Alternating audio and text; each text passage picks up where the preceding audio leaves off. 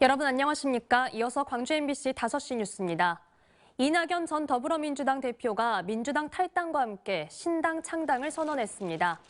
이 전 대표는 오늘 오후 국회에서 기자회견을 열고 24년 동안 몸담았던 민주당을 벗어나 새로운 위치에서 새로운 방식으로 대한민국에 봉사하는 새로운 길에 나서기로 했다고 밝혔습니다.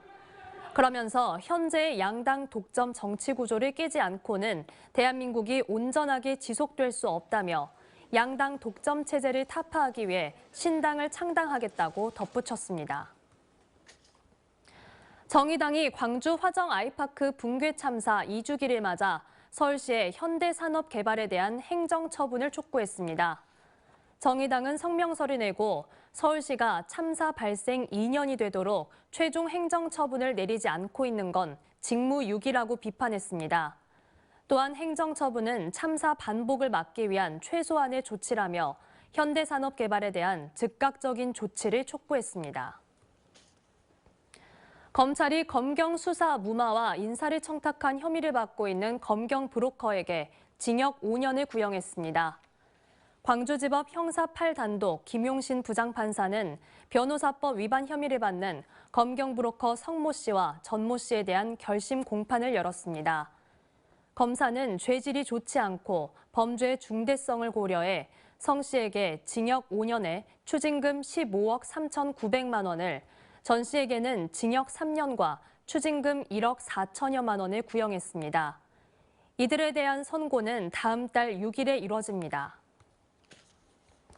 나주시가 오는 19일까지 서울에 위치한 공공기숙사인 나주학사의 신규 입사생을 선발합니다.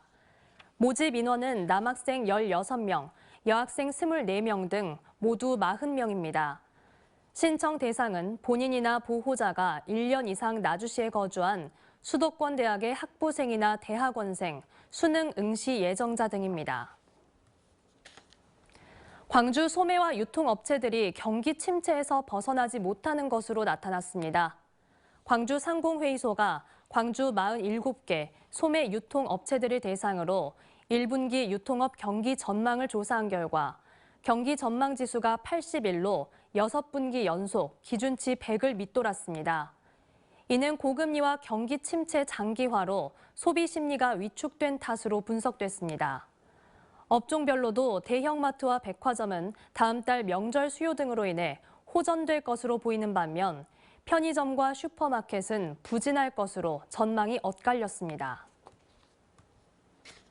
순천 청산가리 막걸리 살인 사건에 대한 광주고법의 재심 개시 결정에 검찰이 즉시 항고했습니다. 광주고검은 오늘 재심 결정 이유를 면밀히 분석한 결과 재심 사유가 있는지 신중한 법리 판단이 필요하다는 결론을 내고 항고했다고 밝혔습니다. 해당 사건은 지난 2009년 순천시 한 마을에서 청산가리를 넣은 막걸리를 마신 2명이 사망하고 2명이 다친 사건으로 사망자 중 1명의 남편과 딸이 범인으로 기소돼 유죄가 확정됐습니다. 언제 어디서나 내 손 안의 뉴스. 광주 MBC 뉴스 유튜브 구독으로 함께하세요.